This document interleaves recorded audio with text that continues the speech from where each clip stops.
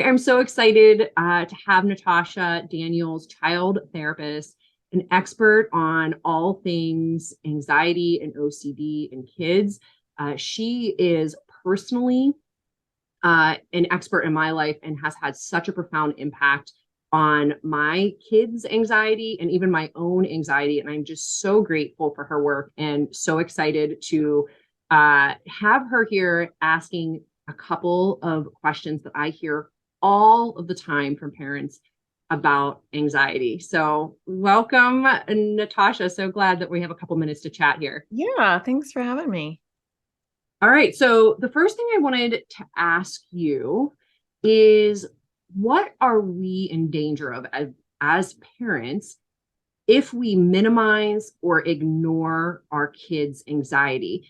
I think there has been so much more awareness in recent years, which is a great thing. But I do still think that there is this tendency to kind of uh, minimize what our kids are experiencing or to maybe brush it off sometimes to kind of almost like we need to just wrap this up and tuck it to the side.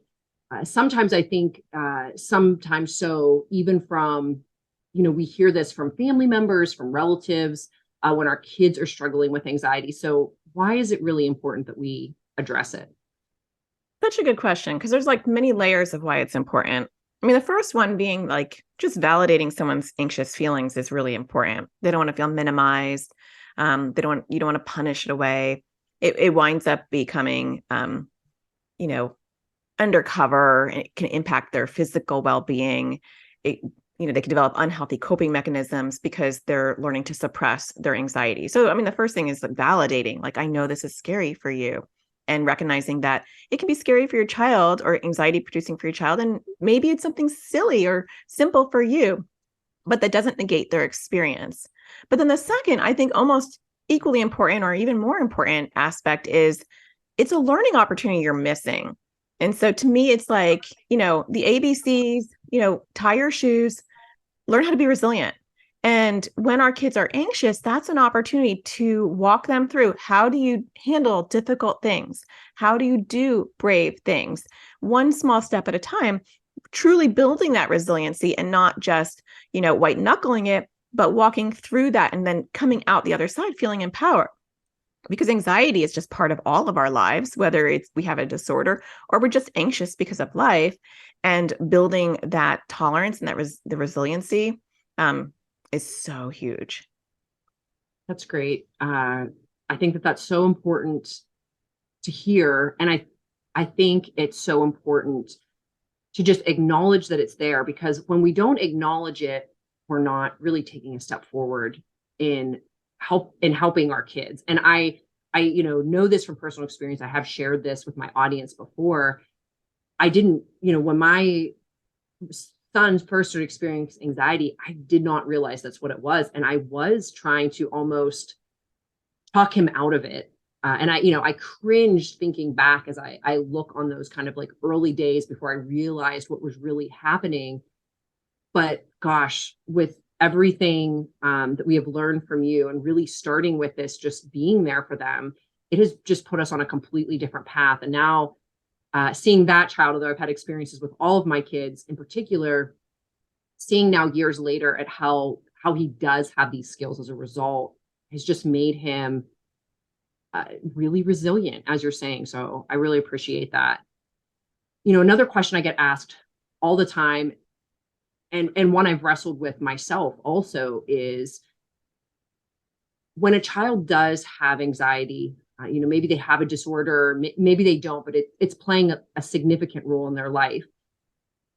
Are the parents the cause of their anxiety? A lot of times we want to think that we are, and that can prevent us from wanting to work on it. It can even prevent us from acknowledging it, because I don't know why we have this thing as parents where everything is our fault. It's like we don't have full control. So anxiety can be highly genetic. There's a huge genetic component to it. So most of the families I work with in my practice, in my online community, their kids come by anxiety naturally. It's genetic. but we do play a role in how we show up for it. And so some parents can show up to it with an anxious disposition because anxiety is highly genetic. So the apple doesn't fall far from the genetic tree. Or we can empower our kids. I have anxiety, my kids have anxiety, but I use that in a way that's helpful and effective, that we're a team, and that when they're anxious, how am I going to show up for that? And yes, in that aspect, we can impact whether they have a successful long-term prognosis or they struggle for a long period of time.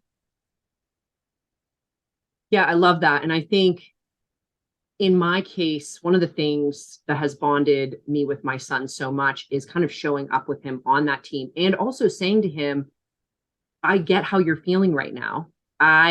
I struggle with that. I've struggled with that too, like maybe in a different way, or sharing an appropriate example, for their age, which I think I learned from you actually in your course, to really appropriately share, not oversharing, but saying like, I really do get this because, I do struggle with anxiety too. So it's not a surprise to me that my kids also do as well. And I can keep going back generations in my family as well. So that's great. And I think it's so important, that as parents that we do, as you said, just kind of shift that focus off of whose fault is it, but maybe taking more of a proactive stance, which leads me to our last question of, if there was one step that parents could take today, if they see their child struggling with anxiety, that could really have an impact, like what would the one step be that you would recommend first?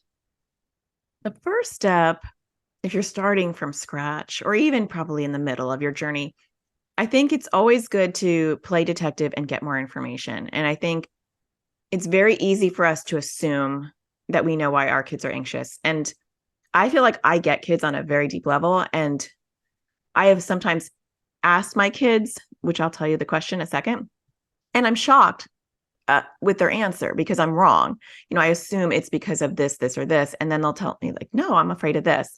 And so playing detective and asking your kids, what's the scariest part of, or what's the hardest part of? Some kids don't like the word scary, like a softer, or that they're scared, or that they have anxiety. Some kids don't like those words. Some kids are fine with it. And so you change your language. Like, what's the hardest part of? And often kids will say something that is unexpected. Mm-hmm. So getting to that core fear of what's driving some of their anxiety, a lot of times you'll start to feel like there's themes. And that's what I cover in my course is, one, how do you explore and play detective and understand why your child's anxious, not just the surface level, they're afraid to go to sleep, or they're afraid to separate, or they're afraid of bad guys, or they're afraid of getting sick. It's like, but what underneath? And how do you ask the right questions to discover that core fear underneath? Because a lot of times kids only have maybe 2-3 core fears, and then lots of anxiety around lots of different things that bring them back to that core fear. Yeah, that's wonderful. So speaking of your course, I am so excited to announce to our Your Kids Table community that you've been so generous and are sharing a 30% off for both your Crushing Anxiety course, again, which I've taken, as well as your OCD course. Also have taken that as well. Both have been such an excellent resource. So for a limited time, we have this 30% off, and we're so thankful for that. Yeah, I'm happy to gift it. I hope that people can find that helpful and get the tools themselves, because they're the ones in the trenches dealing with their kids on a daily basis. That's awesome. So if you want to check out Natasha's course, and I hope you do, you can check below this video, depending on where you're watching, and you will be able to find the link. Thanks so much, Natasha. Yeah, thanks for having me.